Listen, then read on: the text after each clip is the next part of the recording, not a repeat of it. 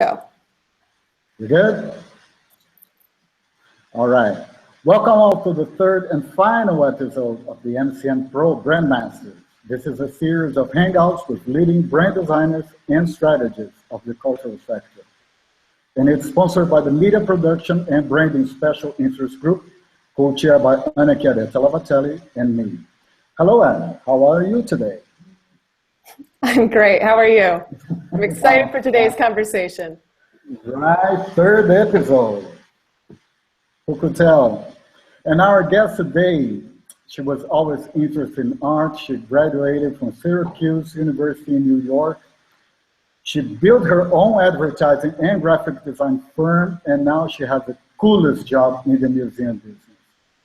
Since 2008, she's been leading the marketing, communications, and brand strategy of the Museum of Modern Art in New York City. Kim Mitchell, welcome to the MCNPro Brandmasters. Thank you. Happy to be here, Luis and Anna. Thank you so much for being with us today. And if you're watching this live on YouTube, you can send questions to Anna, who's on the control room, and how our audience can send questions.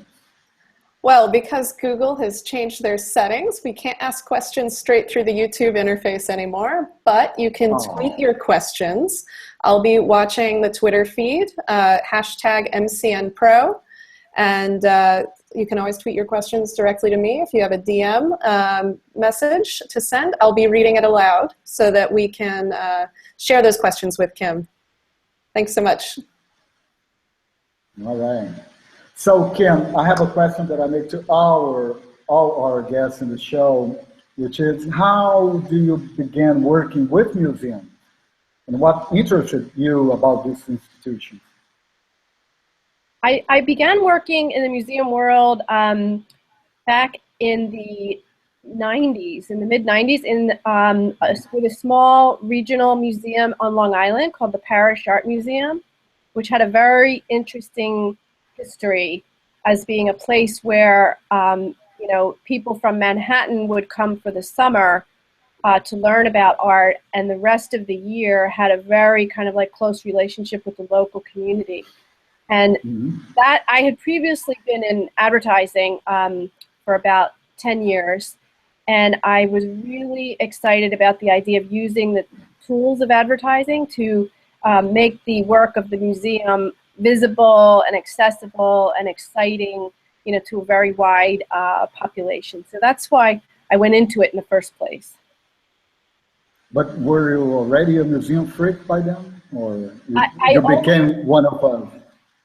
No, I was always a museum freak ever since college. I went to art school in Philadelphia, and lots of times our assignments would take us to the museum to write papers or to do various things, and so the whole role of the museum in displaying art and interpreting art always felt very exciting to me. And whenever I would travel somewhere, those would be the first places that I would go to learn about a place.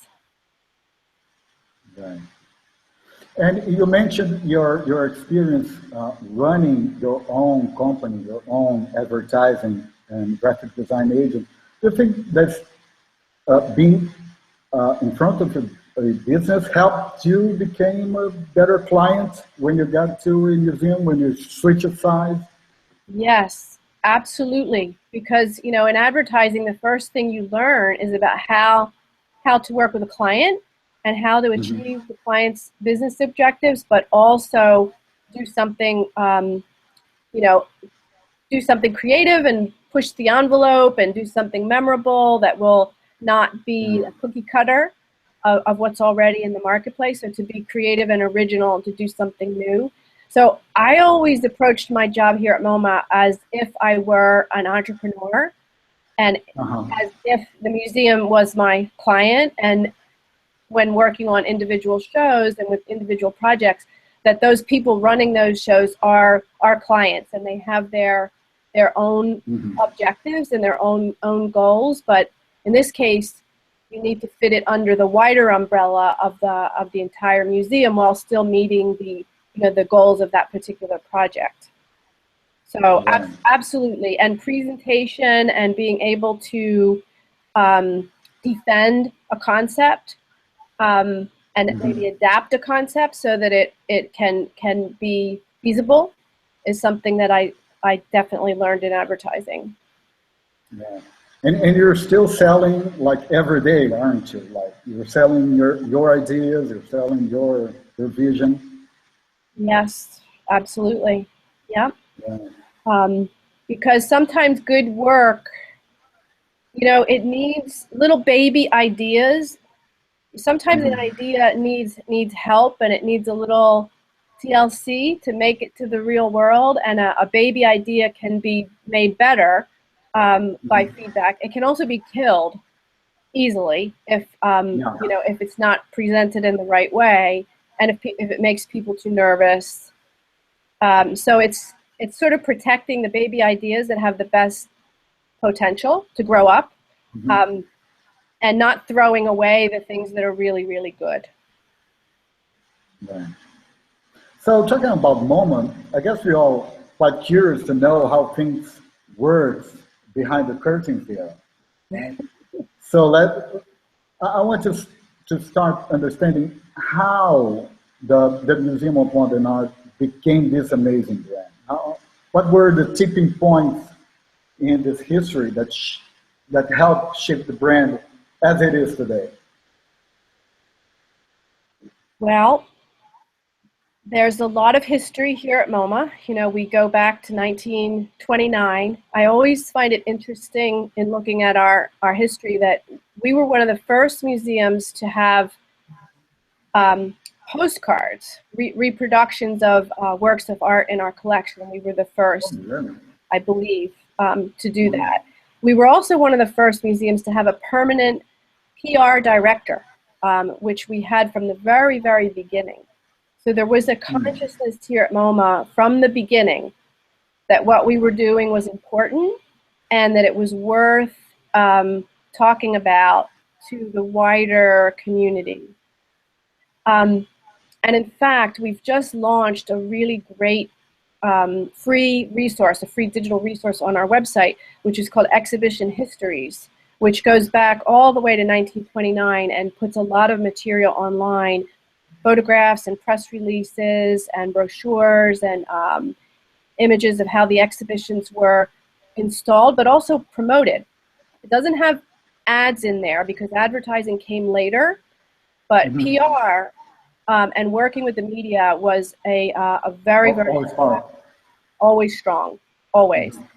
And I think, in my tenure here, I joined the museum in 1997, and one of the first projects that we started working on was the expansion of this building on 53rd Street, designed by Yoshio Taniguchi, which opened in 2004.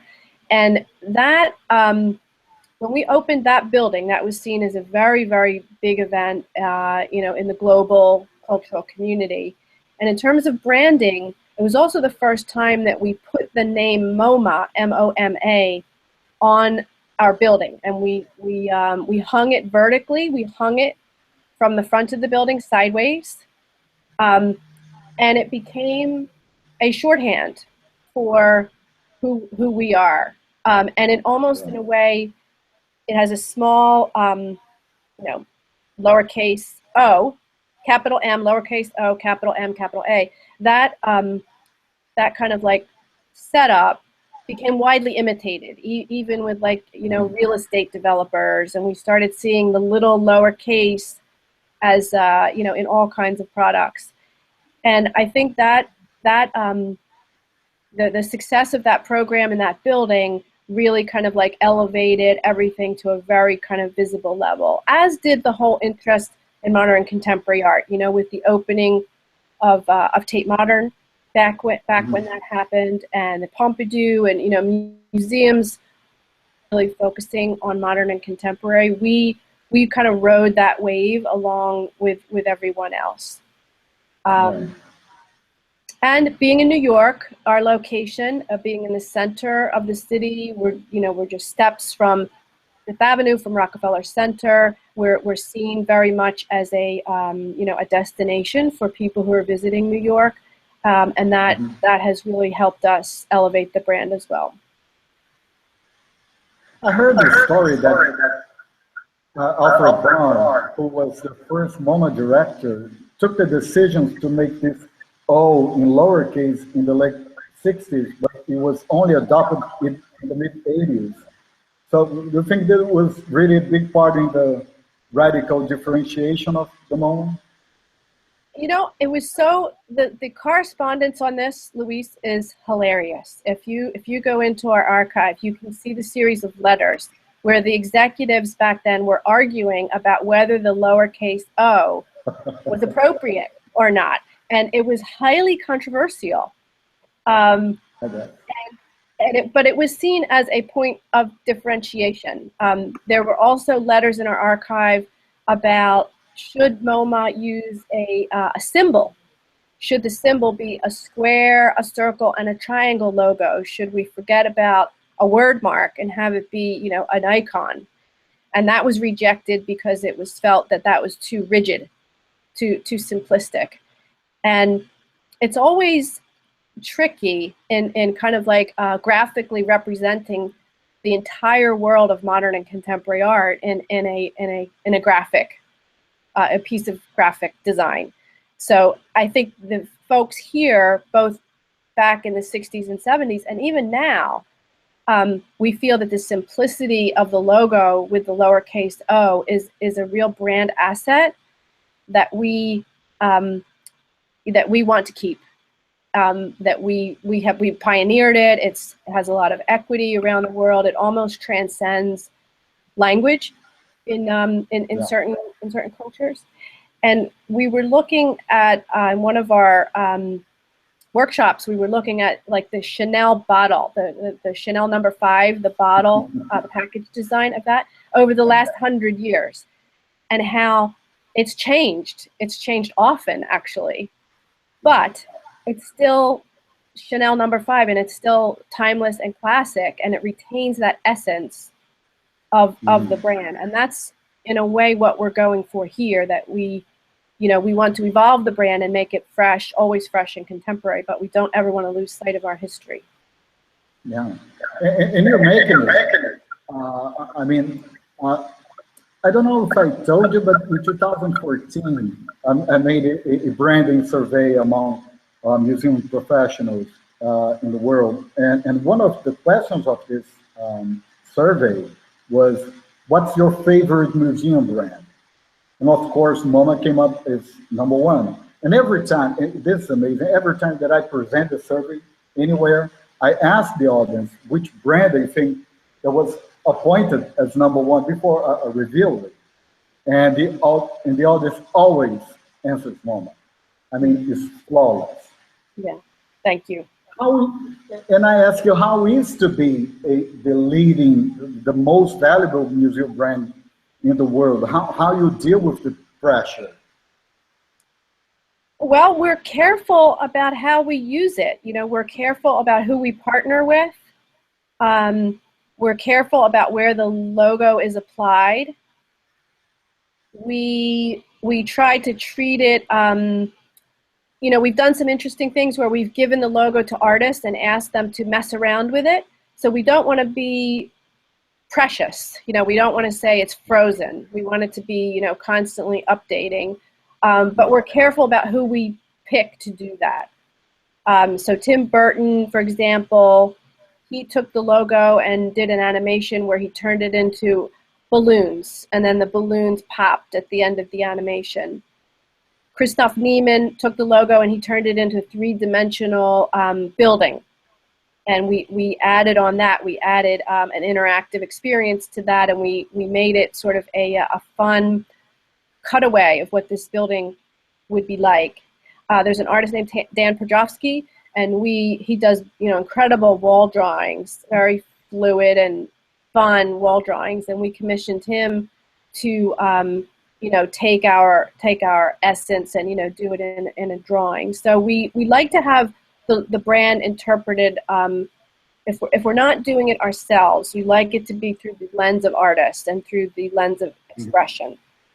But we're really careful about how it is commercially applied, because we get approached by lots of brands, and we have close relationships with a handful of brands who are our partners. And we like to reserve that, the use of the MoMA logo in partnership with a corporate brand. We reserve that for, those special sponsors who have committed to us. So, Hyundai Card and Uniqlo and Hunjin Shipping, for example, Bloomberg. These are some of the companies that we've partnered with over the years, and that's a very careful discussion. And even extending to our retail division, as they consider partnerships with other retail brands, we have to consider what's the fit. Does the fit make sense? Do we get benefit from it? Do they get benefit from it as well? So it's very carefully considered, I'd say. Yeah.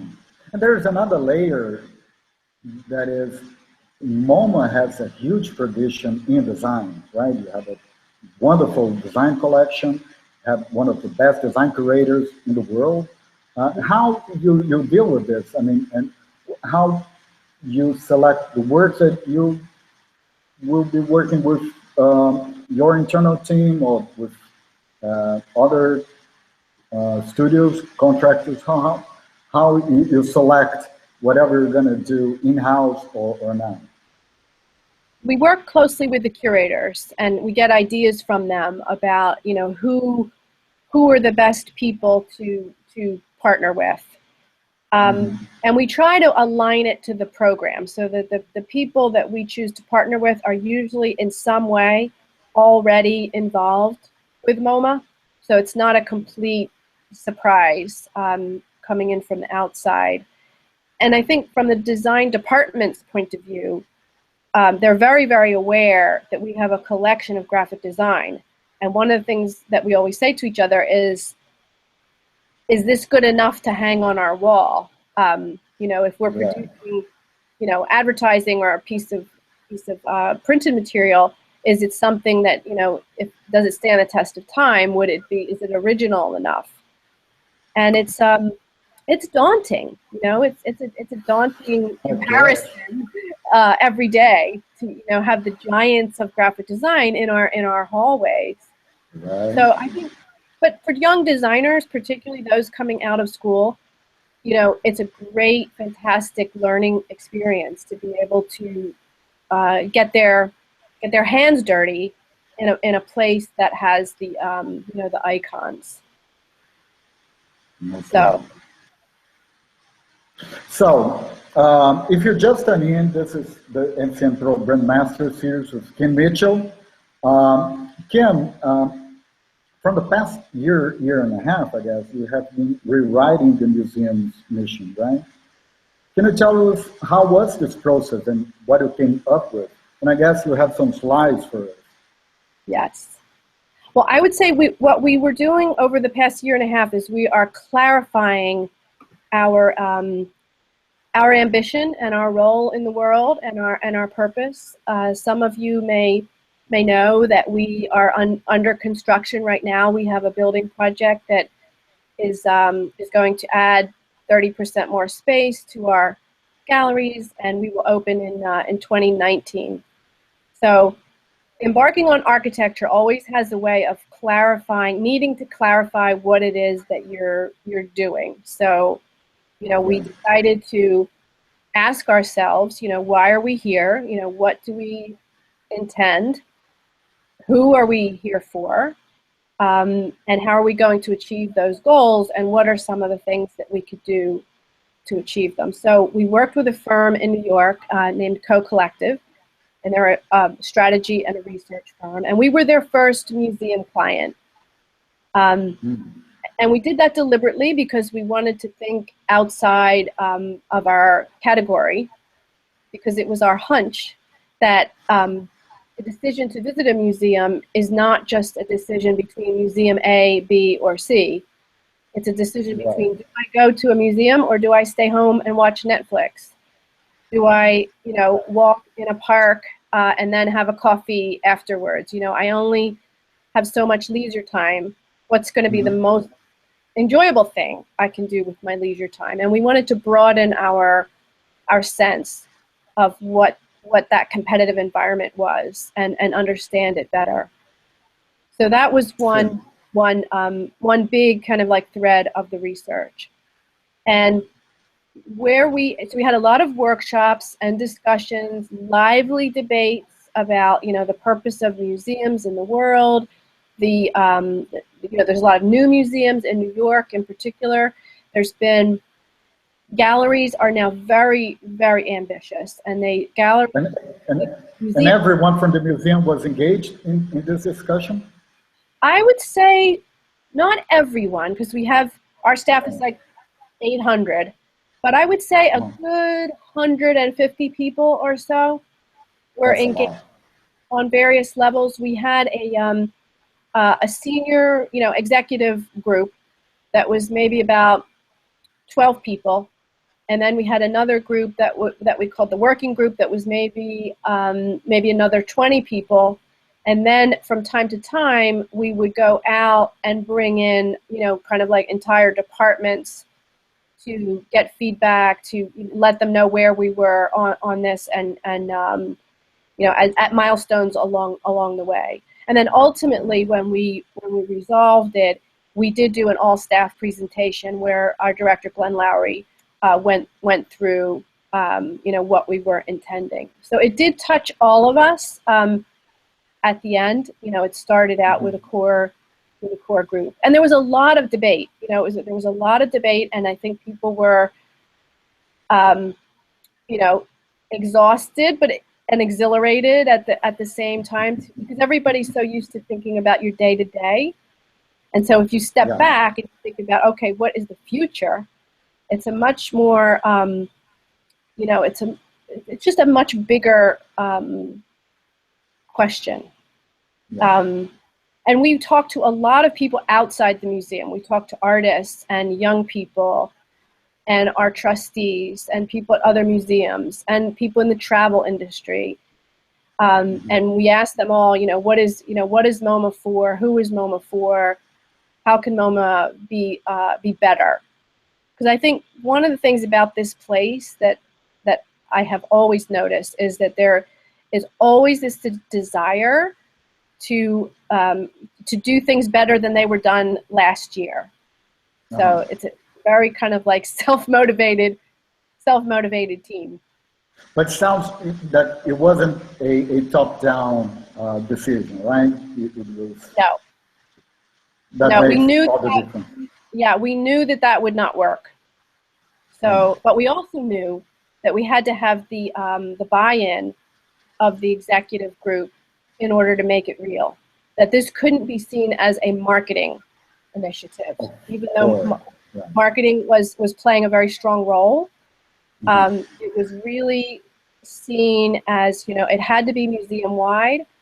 And in our case, because we have an affiliate, MoMA PS1, in Long Island City, Queens, we merged with MoMA PS1 in 2000, but it had not really, from the brand perspective, it was not fully integrated.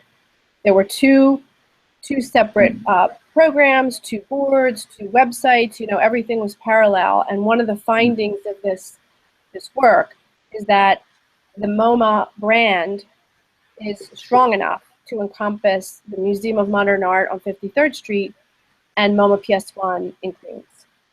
And so that's what we're working on now, is how to integrate that. But maybe, Anna, maybe you could show the first slide about the ambition that would show where we landed. So it was important to us that this was meant to be a crystallization of our mission statement, and also to be aspirational. We didn't want to make a statement about who we are today. We wanted to talk about who do we wish to be today and every day in the future. So that's why that ambition starts with the words "to be." And then the really important words from our perspective were engaging, to be the most engaging, and then the Museum of Modern and Contemporary Art is a given, but there are many museums of modern and contemporary art. And then for everyone was also a distinguishing characteristic. And those two words, engaging and for everyone, are words that we are taking as our calls to action and what we go out and do. So you'll notice that it doesn't say to be the best, to be the finest, to be the most famous. It's this question about engagement, which implies dialogue and participation. And we're not there. We're every day we're trying to get there, but this is something that we wanted to have as a flag to say here's where we want to go. And engagement can be both big things and very small things. And if you go to the next slide, I'll show you some of our experiments with tickets. So on the left-hand side, you'll see a black and white ticket. We changed our ticketing system earlier this year because we had a hardware and software improvement, and it was a vastly better technological system. But this was the output for the visitor. So this was the receipt that they got after they bought the ticket. And we didn't like it, and then we heard from visitors how disappointed they were when they got a ticket that looked like this. We also did some research with young people and found out that tickets are something that they value very highly. Very often people have collections of tickets. They save them, they pin them up on their wall, and they're seen as a memory, really. So on the right, this is our new ticketing system that hasn't launched yet. Will launch later this year. And it's meant to showcase the range of our collections. So you see, painting and sculpture, but there's also design, photography, and film and performance. And the idea is that this will be a rotating series of tickets. So if a family of 4 were to come in, they would get 4 different tickets. And we would like to change these on a seasonal basis, so that there's always kind of a new set of tickets that are coming on board. And it still has all the information that is on the before ticket. It's just on the back of the card. So it was using the front of the card to engage through art. And if you go to the next slide, Anna, please. On the left, you'll see this is in our lobby, and this was previously a blank wall. And we learned in our discussions with visitors, a lot of this material is generated by user research, and we are committed to doing this because we've just learned so many things that we're not, sometimes you're just too close to things. You walk by it every day, you don't see it the way a visitor sees it. So we heard from our visitors that they were confused when they came into our lobby. They didn't know where to go. They didn't know what to see first. They really had a hard time. And we had maps and all of that, but we have a lot of non-English speakers coming to visit us, and we knew that we needed to do something more. So we came up with these 3 screens that have on the left, it's really a listing of what is on each floor, but the really important thing there was to have a visual that indicates what's on that floor. And people stand in front of this and take pictures of it on their phones and take it with them.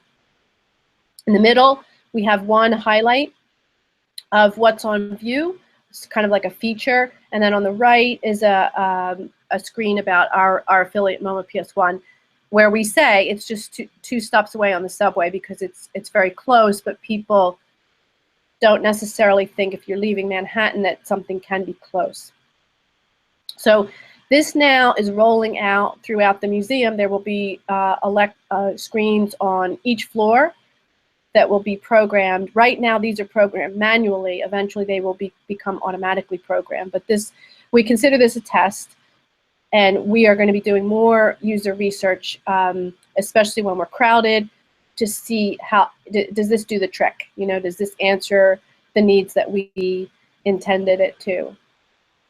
So this was another effort at engagement and also making it accessible for everyone. So this was kind of done by a cross-museum group that we call the Lobby Task Force, and that was convened, you know, with the understanding that the visitor experience is really part of your brand, and everybody contributes to the brand, not just the marketing department. So I think if there was any you know, really permanent outcome of this project, it's that everybody has a stake in the perception of who we are. And I think people were excited about that. I think they were feeling pretty, you know, like, oh, you know, I'm a part of this whole deal here. I'm not just a ticket seller. I'm part of the MoMA brand. And then if you go to the next slide, Anna. Another effort, this is an ad in the New York Times that is in the museum section. And it was about, on the left-hand side, you'll see our spring program. On the right-hand side, you'll see words that evoke different emotional states that are reflected in the art. And it was our idea to use these as you know, entry points into the art. So taking a little bit of a different, more of an editorial approach rather than just kind of like selling. And then the next slide, I think, is, now this we just put this in here. This is a you know, this was, you know, a few years ago, our campaign, I Went to MoMA, and in some ways, it kind of started us thinking about the brand. Here we were really just trying to do a campaign that was a brand campaign. And it really started so simply with pencils and pieces of paper. And we gave these out to visitors and asked them to draw their experience. And we were just astonished at how lively, funny, diverse, just really great drawings that people did. I mean, thousands and thousands of them. And we started by pinning them on our wall. Then we eventually went to a digital application of this campaign, and it was all about expression. And you know, people were, I mean, I used to watch people sitting and they would spend time, they would spend like, you know, 20 minutes working on a drawing that they would then put on the wall. So there's a certain sense of pride to, you know, creating something that would be on the wall at MoMA. You're and we still, a wall at MoMA. That's a value there. Indeed. And this is still one of our favorite campaigns. So we feel that, you know, this was kind of a milestone, and we, you know, seek to, you know, surpass it with each new campaign. So those are just a few things. So this is amazing. Let's go back to the ambition. And I think we talked about this yesterday, and how I think this is a game changer. Just for you to call it an ambition and not mission when you get out of these cooperative terms that you're now used to use. Why you chose to call it an ambition? Because we don't want to be frozen in time. We want to set ourselves up for the future.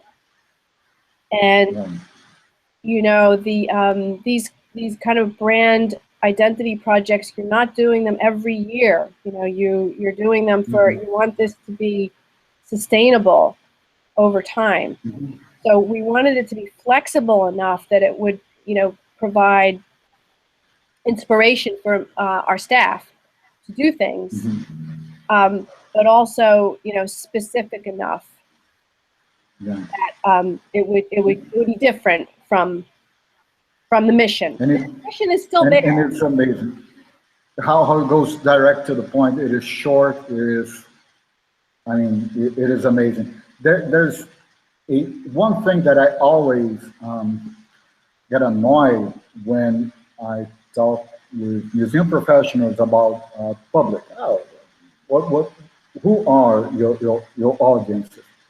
And when they answer, oh, everyone, I always get annoyed. Like, if you're talking everyone, you're talking about anyone, right?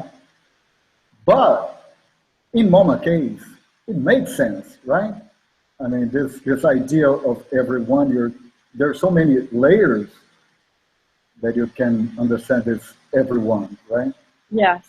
I mean, I think we were thinking about that from, you know, everyone from a 4-year-old, you know, to someone at the end of their life, you know, that, and everywhere in between, somebody who doesn't have a college education and knows nothing about art, all the way to the scholar who knows everything about art.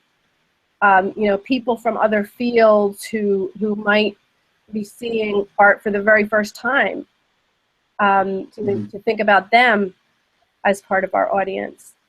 But we knew that even within the everyone, we knew that we would have to be a little bit more specific. So we did go another, after we clarified that ambition, we went another layer and we said, all right, you know, within, you know, who do we really, who is essential, very, very, you know, kind of high volume conversation with. And I have a little diagram here that I can share. And so, let's see, can you see this? So, Yeah. So the way we broke this down was within everyone, New York is very important to us, but it's New Yorkers of all ages and all backgrounds. So to be very, you know, democratic about New York. The creative community from around the world is super important to us, and particularly artists, but also people who make things in other fields, people who work in fashion and film and video and game design, product design, automotive design, you know, all kinds of design is such a wide field. To think about that creative community of all ages and from everywhere. Young people from around the world, and including New York. And we also see that in the middle of this, we call it the sweet spot, which is, if we were looking for an Uber target, it would be the creative community in New York, and particularly young people. So that has given us some clarity with the marketing department, but also with, you know, the events department and education. I just left a meeting this morning about how we're going to connect with the City University of New York, CUNY. There's 250,000 students in this system. It's the biggest educational system in the city. Very, very diverse. And these students come to MoMA for free. And we had a meeting about, okay, how, now that we've, you know, they've been free for a long time, a lot of them don't know it. And they don't, a lot of them come, but a lot of them don't. And so we were, you know, talking about how can we be more present within the lives of these students who are very busy, you know, who have a lot of demands on their money and their time. You know, how can we be present and helpful? How can we inspire them? So that's just one example of how we're taking, you know, you know, this kind of an audience framework and applying it in reality. Yeah, but at the same time, you have an amazing program dedicated to senior citizens. That I heard about this on the last Museum Next, and I was just amazed how it was well built on this idea that when you're talking about senior citizens, you're not talking about a monolith, a black monolith of people. You're talking about different individuals with different needs, right? Yes. You're talking That, about that, the primetime program? yeah, Yeah. yeah. Yeah, that was really, really fun. Very, very exciting. And again, that grew out of research. You know, our educators found that there's a lot of people in New York City who are living alone, who are elderly, and that the social connection that a museum offers was something, you know, very, very valuable to them, as well as the art. So the social and the art is something I think we've now really accepted, that it's not, some people really enjoy coming to museums alone, but many more come with someone else, whether it's, you know, a friend or a family member. There's lots of parents and children's here. There's lots of 3 generations of people who come as an outing. It's, you know, considered a way to, you know, do something as a family that everybody can enjoy.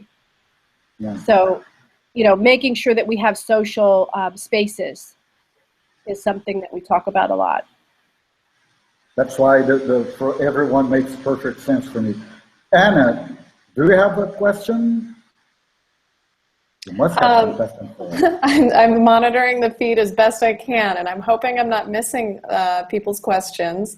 I wanted to ask first, because we had such a great discussion about it yesterday, about the sort of creating a genuine experience for people, and how important that is to brand, that it's not just an image or an idea, that it's sort of embodying that for the visitor. And I'd love to, I mean, I just remember being really wowed by everything we were talking about, but I'd love to hear a little more about, because I sort of cut us short because I didn't want to lose the whole thread for today. But I'd love to hear more about creating that genuine experience and getting the buy-in from everyone you work with. Yeah. Well, I think that group that I mentioned, the lobby task force that is doing, you know, research with visitors, and, you know, the tickets and the screens, you know, that thinking of the experience as even before you step foot in the door, and what is the welcome that the museum gives you online. What is the feeling and tone when you get into our lobby? Like, we actually walked it physically. And we did shadowing, where we followed different types of people and asked them where their pain points were. And a lot of the pain was around navigation and feeling like they were lost. And so giving them little wayfinding, you know, kind of like directions, but not being too overly, you know, dogmatic about it. Because the thing in a museum, you know, as opposed to like an airport, for example, or a mall, is that you want the art to always be the star. You want to get people to the art as fast as possible. But we're also testing out in January, we're going to be talking about a new program where we're going to have people that are going to be having conversations with our visitors. And it's not going to be a lecture or a tour. It's just going to be a conversation. And we haven't worked out all the details yet, but we're excited about you know, what might come up with that, because we find that people do want to talk about, you know, people really like to post things on social media and talk about it, but they also like to talk to other people about what they've just seen. So, and they might have questions about what they've just seen. We show a lot of contemporary art that is not necessarily immediately understandable, that requires a little bit of context about what the artist's intent was. And, you know, people like to hear the stories behind these objects. It's kind of like the most fascinating thing, you know, well, why did the artist do that? You know, why did they make it that way? You know, what was the intent? There's a lot of curiosity about that.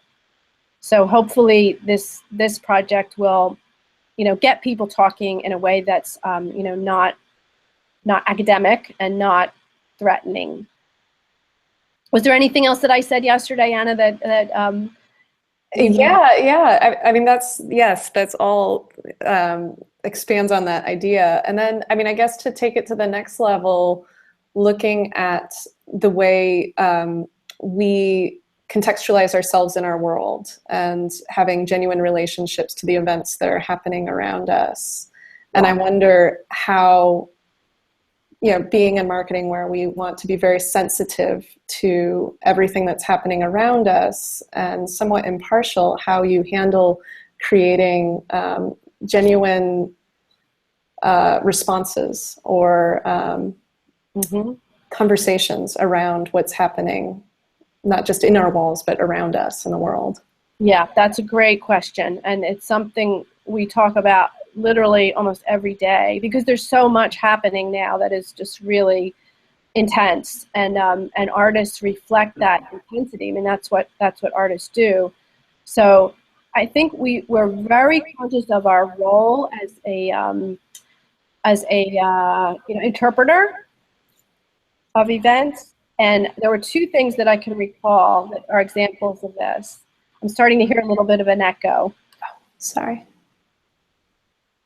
And one was our director, Glenn Lowry, was invited to be a guest editor on CNN.com on a topic of his choosing. And this was what we thought was a very unusual opportunity, but it was an opportunity that we really embraced. And he chose the theme of migration, which is something we've been addressing in our program. And it's also a topic that he's very interested in. So he, was able to select artists and writers and topics that the CNN producers would then go and execute.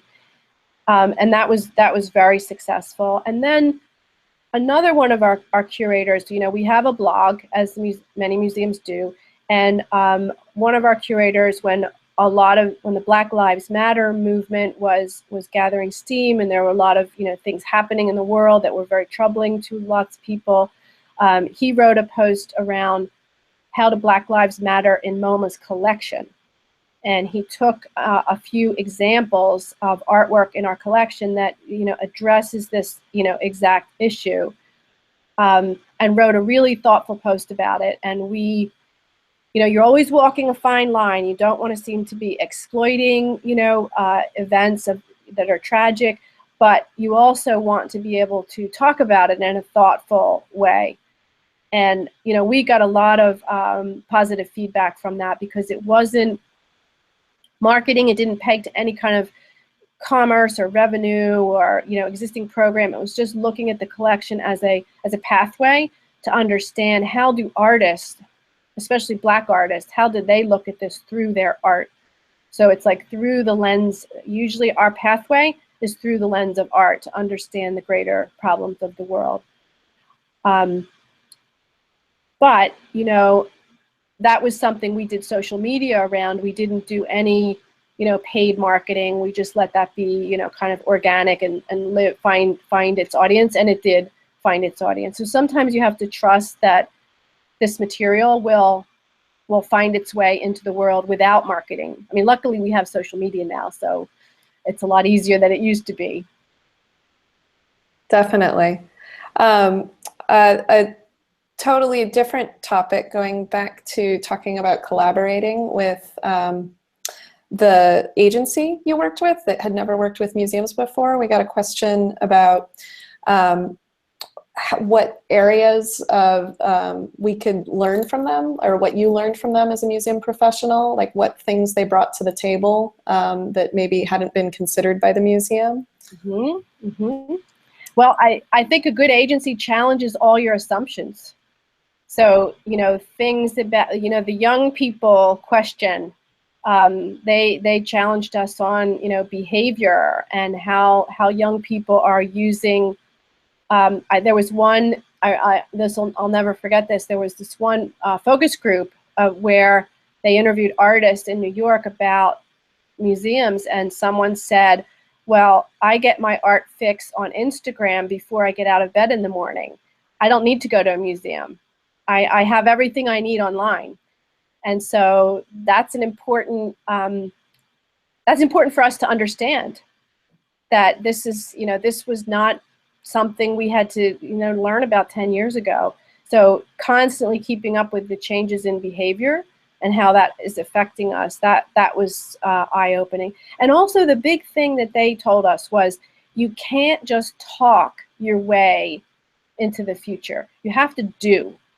And that's, they really emphasize this idea around take actions that support your ambition, and then talk about the actions. Don't just talk about the brand itself, because people tune that out. You know, it's becoming you know, harder and harder to break through with those traditional kind of like, you know, advertising tactics that we all grew up with.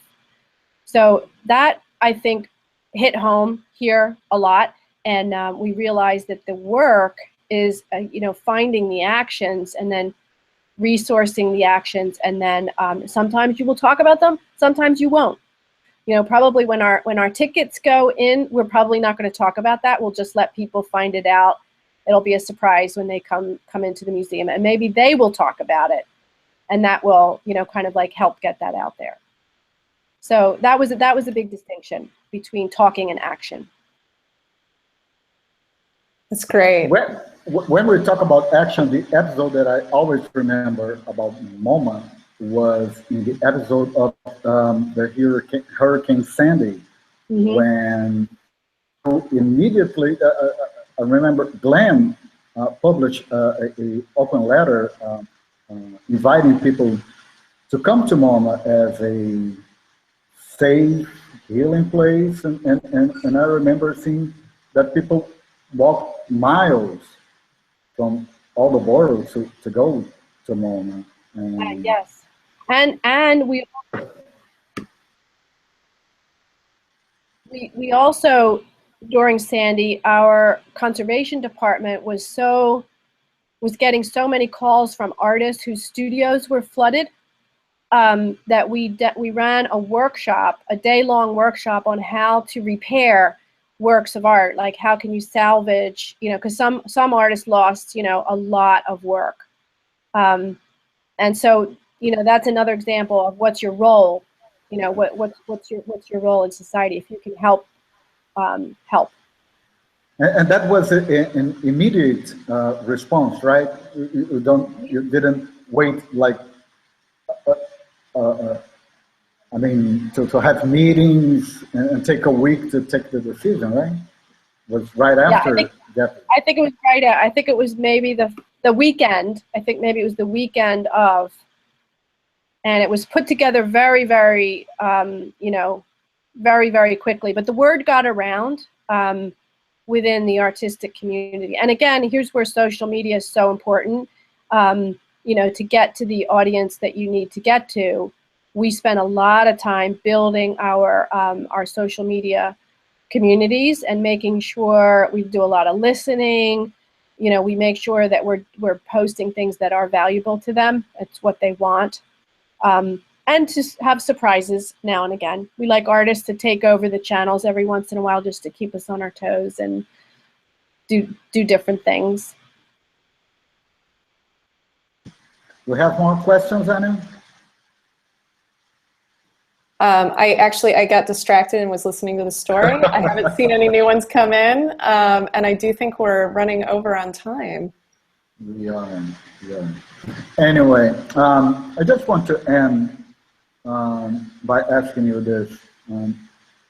You once said that one of the most amazing things that I ever heard in the business, in the museum business, that what you do, your everyday work, is to craft the museum brand every day.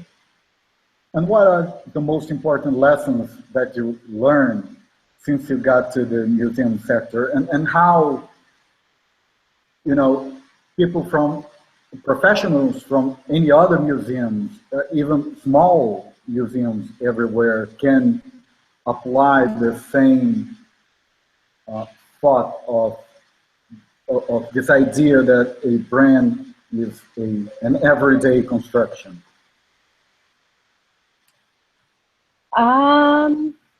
Well, I think every day the key is not to think that it always has to be the same as yesterday. and that you're not, and because something worked yesterday doesn't mean that it's going to work tomorrow. So to be always open to, you know, the changing needs of the audience, the changing needs of the artists, changing needs of society, and, you know, staying on top of what that all is. I wish, one of the things that I try to tell my staff is about not being so fearful about change.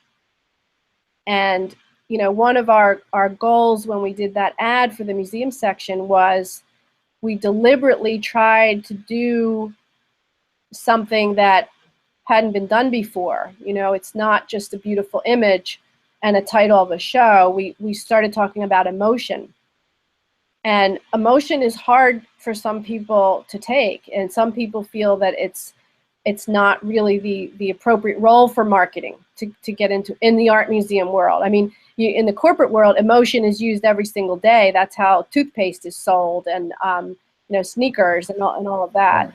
But in the museum world, we typically, you know, have, if our product, you'll forgive the analogy, if our exhibitions and our programs are our product, we generally just say, here's the product, and we don't talk about what's the benefit, you know, what do you get out of it. And I think that's why the I Went to MoMA campaign was so successful, because it was letting people say what they got out of it. So breaking through that sort of like, you know, rigid barrier of how museum present what it is that they're doing. I mean, there's so many museums doing such great stuff around the world, and especially with video and social media. And, you know, I remember seeing something for a museum in Sydney, Australia, and it was a maritime museum, and they did a video on how to clean a submarine. And it was one of the best things I've ever seen. It was absolutely fascinating, and it was I learned something. I didn't know that's how they clean submarines, but, you know, it was an example of taking the same material and presenting it in a more engaging and refreshing way. So it's not about money necessarily, but it's about the ideas, and like taking those little baby ideas and like I said, protecting them so that they can find an audience. Perfect. So Anna, time to wrap up? I think so. I had one more question, but it just pales in comparison to this whole story. But a question about the tickets. Mm-hmm. Are they going to be one image or bunches of different images? Will it be endless? Will you get to pick your image? They will be, the launch is going to be 8 different images. So if 8 people come in, they would get 8 different images in a row. It'll come out like in a rotation. You can't pick your image. We did talk about that. that would be sort of the you know, the ultimate really in engagement. But it would also slow down the process. So, and then we thought, you know, maybe let a season go by and then do 8 more images and try some different things, and maybe see what people like the most. And maybe we thought we would even do, we would ask people for their ideas, you know, like what should we put on the ticket next time, like what's your favorite work of art for the ticket, and get people engaged that way. So that was another idea. But we're not spending any more money, because this is a printer that we were able to research printers that these are going to be printed on site, on demand, as people come in. So as you come up and buy a ticket, your ticket will be printed with that image. So it's not pre-printed. That's fantastic. Excellent. So next year we get together again and check out how this thing's going. Yes, indeed. We'll talk again. Okay. Thank you. All right. So thank you all for joining us at the MCNPro Grandmaster Series. Thank you so much, Kim. It's been a real pleasure. And thanks also to Eric and Ryan. Hey, Ryan. Great. So this is the final episode of the season. Are we going to have a next season next year, Anna? I don't know. We'll see. You'll have to stay We'll tuned. Keep an eye on the MCN Twitter. All right. Until then, see you all at the MCN conference in New Orleans. Thank you. Bye, everybody. Oh, wait, Thank you, Kim. Kim, you're speaking Oh, on oh, all of oh. this very soon. Oh, yes. Oh, Oh, yeah. thank you. Thank you, Anna. Yes, the Communicating the Museum Conference in Quebec in November.